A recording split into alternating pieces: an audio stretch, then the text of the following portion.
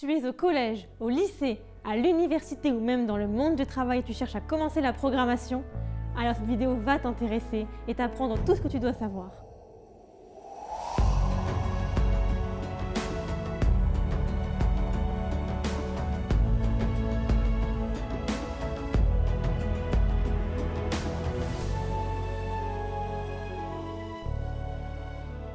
Bienvenue sur la chaîne SOTB. Nous sommes là pour t'aider dans ton apprentissage de la programmation avec de courtes vidéos et des exercices qui vont te permettre de progresser à ton rythme. Alors installe-toi devant ton ordinateur, ton téléphone ou ta tablette et commençons le premier cours. Sur notre chaîne YouTube, les cours se font en Python. Il s'agit d'un langage de programmation apparu dans les années 90 qui est réputé pour être l'un des plus simples et ludiques pour commencer la programmation. Mais attention, ça ne veut pas dire qu'il est incomplet. Au contraire, Python est un des langages les plus utilisés au monde. On retrouve Python partout, notamment dans les applications pour smartphone. Pour débuter Python, tu vas avoir besoin d'un IDE, ou en français, un environnement de développement intégré, c'est-à-dire ton éditeur pour programmer. Nous te mettons dans la description un tutoriel pour installer un IDE et pouvoir travailler dans de bonnes conditions. Nous te conseillons d'utiliser Visual Studio Code si tu utilises un ordinateur que tu sois sous Windows, Linux ou Mac, ou encore Pydroid 3 sur Android ou Python sur iPhone. Il existe 4 bases en Python. Les entiers, qui se notent int pour integer en anglais. Ce sont les mêmes qu'en mathématiques. Ils peuvent être tout autant positifs que négatifs. Par exemple, nous avons 0, 32 ou moins 32 768. Les nombres flottants, qui se notent float pour floating number. Il s'agit de l'équivalent des nombres décimaux en maths et s'écrit avec un point et non une virgule. On peut citer par exemple 3.14 moins 666.66 ou bien 0.001. Attention, nous te déconseillons fortement d'utiliser cette base car elle n'est pas du tout précise pour les calculs. Favorise plutôt l'utilisation des entiers quand c'est possible. Les chaînes de caractères, notées str pour string en anglais. On peut y stocker du texte. Dans le code, les chaînes de caractères seront écrites avec des apostrophes ou double apostrophes. Par exemple, on peut écrire hello world, mdp3 underscore 01/01/1970. Pour finir, on a les booléens, notés bool. Il s'agit d'un type de données qui ne peut prendre que 2 valeurs, true avec un T majuscule ou false avec un F majuscule. Toutes ces bases vont pouvoir être stockées dans des variables. En Python, une variable est constituée de son nom, d'un égal pour montrer l'affectation et d'un contenu dans une certaine base. Voici quelques exemples. Nombre est égal à 42, texte est égal à bonjour, et vrai est égal à false, pi est égal à 3.14. Il faut retenir 2 choses avec les noms de variables. Si vous donnez 2 fois le même nom de variable à une affectation, alors la première variable affectée sera écrasée. On ne peut pas donner n'importe quel nom à une variable. Ça ne peut pas être uniquement un nombre ou commencer par un nombre. Il faut obligatoirement une lettre ou le caractère underscore au début. On ne peut également pas utiliser un mot réservé. Par exemple, vous ne pouvez pas utiliser les noms de variables de, 101 dalmatien, as. Et voici, pour vous aider, un tableau avec tous les mots qui sont réservés en Python. Passons maintenant aux saisies et à l'affichage. Il existe des fonctions de saisie et d'affichage en Python qui permettent des interactions d'entrée et de sortie avec l'utilisateur. La fonction d'entrée en Python est la fonction input. Elle demande à l'utilisateur de saisir du texte. La chaîne envoyée peut être affectée à une variable, du moins la plupart du temps. Tu peux envoyer une instruction à l'utilisateur en écrivant dans les parenthèses de fonction. Voici un exemple d'utilisation. Politesse est égale input apostrophe dire bonjour.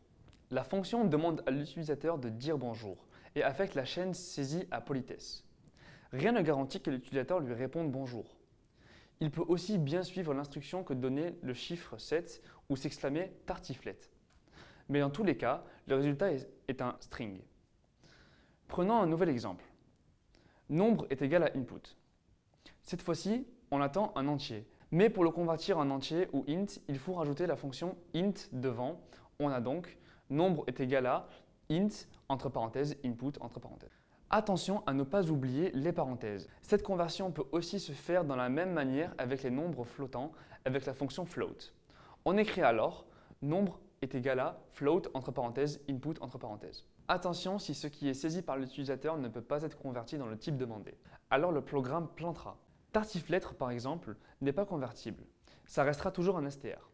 La fonction de sortie en Python est la fonction print. Elle permet d'afficher du texte dans le terminal, donc de l'envoyer à l'utilisateur.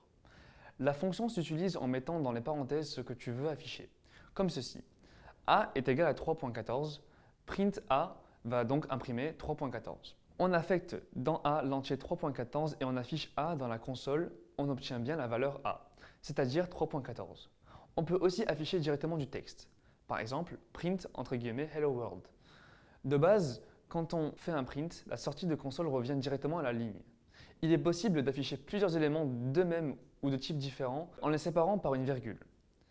Celle-ci n'apparaîtra pas à l'écran. Il y aura à la place un espace. Par exemple, print le nombre est égal à, 42. On peut également changer le séparateur entre différents éléments en ajoutant à la fin l'instruction sep est égal séparateur désiré. Le séparateur doit être de type str. Par exemple, si on veut une liste de nombres, on fait print 1, 1, 2, 3, 5, 8, 13, virgule, sep est égal à entre apostrophe, virgule. Pour finir, tu peux mettre un argument end est égal à fin désirée, au lieu de revenir à la ligne à la fin du print.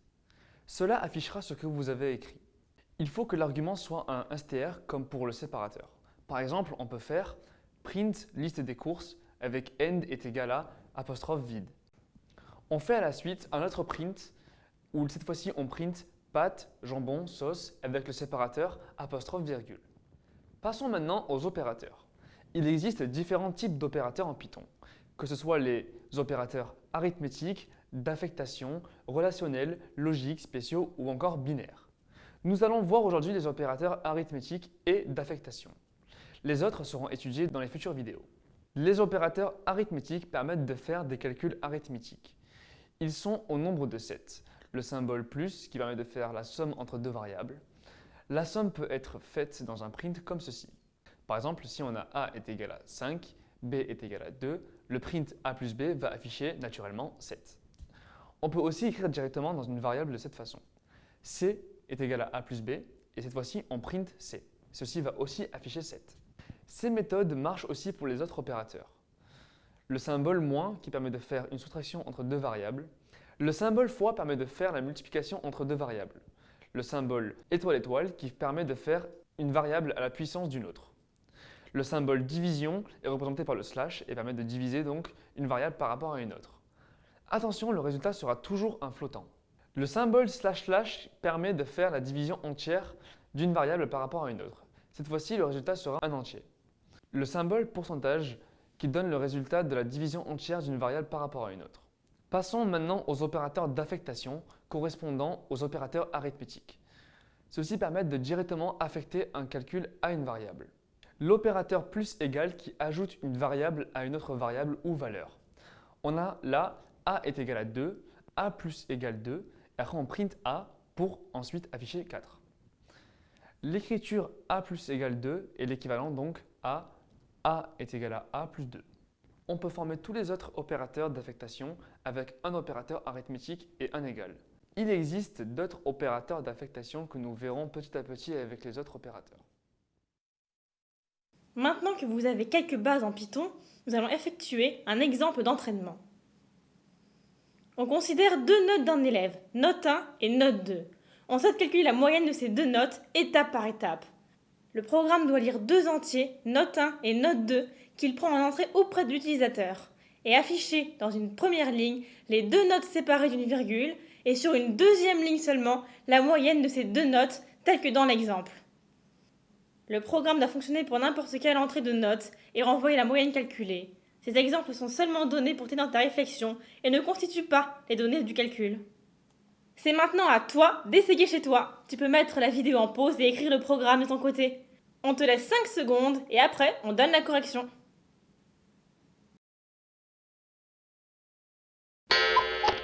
À présent, voici la correction. Tout d'abord, on définit deux variables, note 1 et note 2, qu'on prend auprès de l'utilisateur en entrée, en veillant à ce qu'il s'agisse d'un entier avec le int. Ensuite, on effectue la somme des deux avec la variable somme qui est égale à note 1 plus note 2. On définit ensuite une prochaine variable, moyenne, qui prend la somme et la divise par 2. Enfin, on print note avec la note 1 et note 2 étant des variables, elles vont tout de suite prendre leur valeur effective. Et dans une deuxième ligne, on va printer la moyenne avec la variable moyenne qui va donc renvoyer la moyenne calculée. Attention, il n'existe pas qu'une seule manière de faire un programme. Plusieurs solutions sont toujours possibles. Voici un exemple de programme alternatif.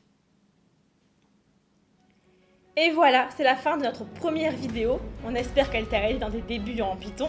On te met dans la description le lien de notre plan de cours, avec le cours écrit, une fiche d'exercice et sa correction. N'hésite pas à liker la vidéo, t'abonner ou même poser des questions dans les commentaires. Ça nous fera plaisir de te répondre.